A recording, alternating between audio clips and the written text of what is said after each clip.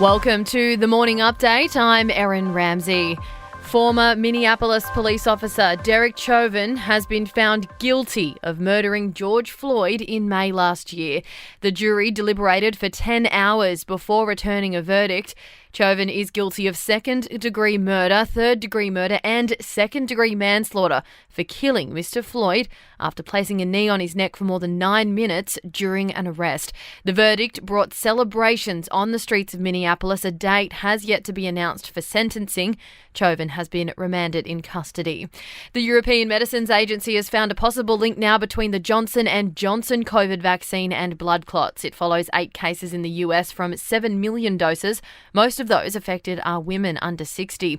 Dr. Sabine Strauss from the agency says the Johnson & Johnson vaccine will now include a warning, and it'll be up to each country on how they use it. The benefits of the vaccine outweigh the risks, and the Janssen COVID vaccine is effective in preventing infections caused by COVID, a very serious disease. The Trans-Tasman travel bubble remains open this morning despite a New Zealand airport worker testing positive for COVID-19.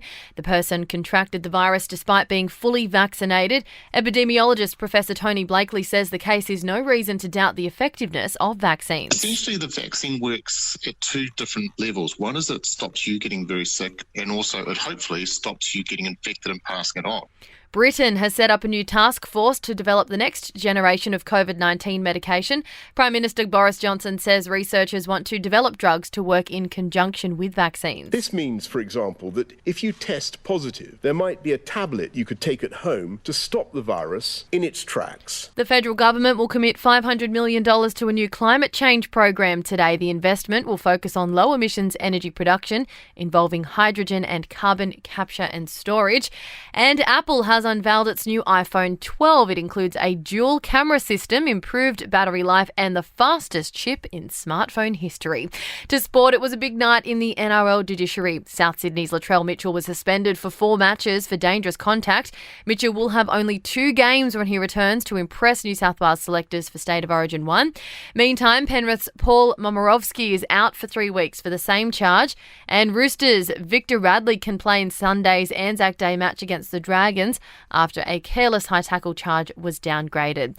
FIFA has issued a warning to clubs thinking of joining a rebel European Super League. President Gianni Infantino says the clubs, including Manchester United, Liverpool and Chelsea, need to decide if they want to be part of world football or not. They are responsible for their choice. This means think about it.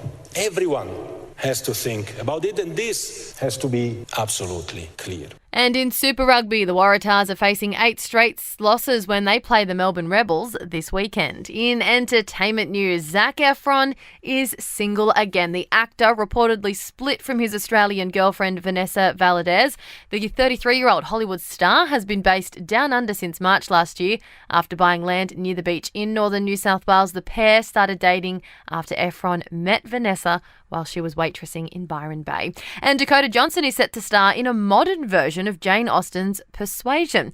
The 50 Shades star will play Anne Elliot in the revamp. It will land on Netflix. That's your latest from the Nova Podcasts team. We'll see you this afternoon for another episode of The Update.